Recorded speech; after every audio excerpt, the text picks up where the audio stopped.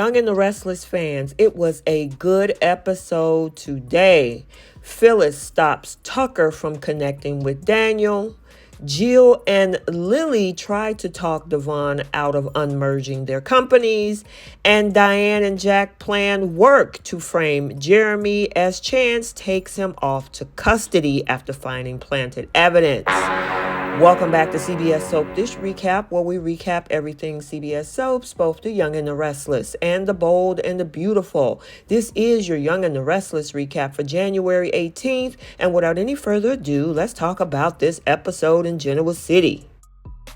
So we start out over at Crimson Lights, where we see Diane joins Jack, and when she tells him she's committed to playing her part to the trick of Jeremy, he wonders how committed. And she was like, oh no, not that committed. And then she's reassuring him. He's hoping, though, that the GCPD can end all of this.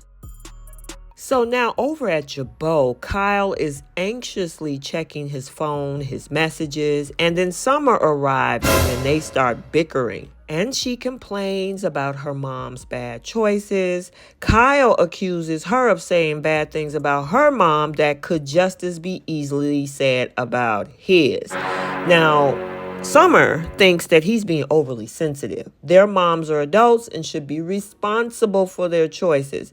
However, Kyle's frustrated by how in the dark he is about this situation, which he blames all of this in the beginning, starting with Phyllis. My mother is in serious danger from an actual criminal, not just fighting her own worst impulses. As a matter of fact, the big difference between our mothers is that I am protecting mine from a criminal that was lured to town by Phyllis. However, Summer is not going to let his mom put their marriage in a compromising position again. Kyle, though, keeps insisting that his mom is in actual danger, unlike her mom. Now, Kyle calls his dad for an update. Jack says things are on the way, and the best thing he can do is assure Summer that everything is going to be fine. Now, Summer tells him, she's happy that his mom is okay, but it's best that he does not get involved. She's just wanting them to protect their son. However, Kyle refuses to cut his mom out of their lives. Now, over at the Grand Phoenix, Stark comes out of the bathroom in his suite wearing a robe. He looks for Diane. Diane is nowhere to be found. However, he finds the stolen jewelry on a table and put it in his pocket before there's a knock at the door. It's Chance. He flashes his badge. He also have a warrant from the Chicago PD to search the premises. Now, Stark asks if he can just have a few minutes to change. Once he's dressed, Chance does his search. Now, Jeremy complains that this is a mistake and he hasn't been to Chicago for years. Now, as Chance looks around, they talk about Stark's plans. He pats his shirt and pocket and smirks. Now, eventually, Chance finds the papers that Diane planted under the mattress. They are building schematics for Nikki's building.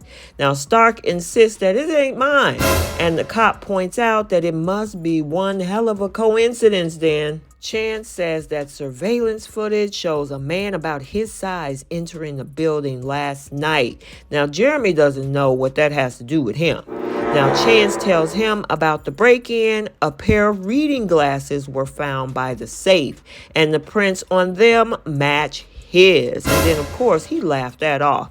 Stark says he's being set up. He refuses to let Chance search his body. Chance says, you don't have a choice. And backing away, Jeremy says that Jack and Diane is setting him up. And again, he refuses to be personally searched. Speaking of Jack and Diane, when he opens up the door, Jack and Diane are standing there. Now, Diane says that he told her he was going to Chicago last night. Chance finds the windbreaker from the surveillance footage. Diane tells Chance that Stark has been harassing her. Jeremy dismisses that and suggests they just drop by to see if their plan has come to the surface. Chance don't want to hear none of that. It's not his case. He demands to search him. Stark and Diane starts to yell at each other. However, when he lunges at her, Chance holds him back and finds the jewelry. That looked like concrete evidence to me, says Chance. Stark insists that Diane planted it, and if he's going down, so is she. Now, Diane says that she was with Jack all last night, and she admits that she has a history with Stark, and they dated briefly in LA before he threatened and blackmailed her. He's been stalking her since he was released from prison, and Jack vouched for this. Diane claims she was embarrassed to go to the cops with this information. Now, Jeremy declares this is a whole bunch of crap, and he'll be out by this afternoon. However, Chance point out that he's a felon in possession of stolen goods, so that at least breaks his parole, and that's a G felony, which is 10 years. And as Chance drags him out, Jeremy warns Diane that she has not seen the last of him. Diane then tells Jack it's all over, and then they hug. And then Kyle then gets a text to inform him that Stark is in custody. Kyle tells Summer the threat is gone and they can us all go back to normal. Now, Summer, she's not convinced. Trouble and chaos has been common since Diane's return. And he points out that's because everyone in Genoa City hates her. And she reminds him that his mom is not some hapless victim and that she's hated because of all of the horrible things she did in her past. Now she's dragging them all down because of her terrible choices. How much lower can she go? And she reminds him that their family is his family too, and that Summer needs him to see his mom for who she is.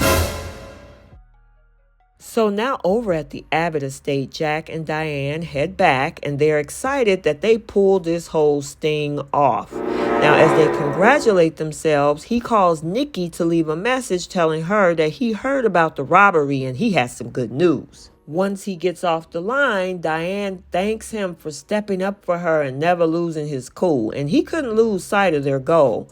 They needed to remove Stark so that they can focus on what mattered. And he says, us. And then they kiss. So over at Devon's penthouse, Lily burst in to discuss unmerging the companies. Now, Devon is still determined to go through with it. And they start a video conference with Jill, and she points out how much damage his plan will do to their companies. And Devon says he knows, but he thinks staying together would be worse. And he doesn't want this to turn into a personal fight. Now, Lily points out that that could be a disaster. Devon thinks that she's being over dramatic and doesn't think so. Now, this company has never been just about making money for him. He claims he only agreed to the merger to increase the family bond, but that clearly failed. Now, Devon also wants his autonomy back. He doesn't like all of these open committees. The company is what helped he and Neil heal after the most difficult times in their lives. Jill understands, but she thinks the timing is absolute trash, and he should have realized this 6 months ago. Now, Lily thinks this is ridiculous and points out that it's her dad's company too. Now, Devon points out that 2 people in their family have already come after the company, and he doesn't feel safe, and he doesn't want shareholders. He wants control of his company back. Now, Jill doesn't generally think that sentimentally belongs in business, but she recognizes that this is about family. But does his feeling good justify the substantial financial loss that they will incur? And Lily wants to talk to Jill about all of this in private, and this is where we see Devon leave the penthouse. So now we're over at Society, where we see Phyllis tell Tucker to just cut the crap. It doesn't suit him. And he stares and says, you know what, you seem kind of angry. She is angry at Diane. And the Tucker that she likes would understand that because he's ruthless and self-serving. Phyllis goes on about how Jack will eventually figure Diane out, especially her cozying up to Stark will bite her in the end. She blames Diane for Summer firing her, and now her son is going off on her. And Phyllis admits that she's consumed with hatred for that woman, but she can multitask. Now, Tucker asks, what will it take to let go of this crippling disdain.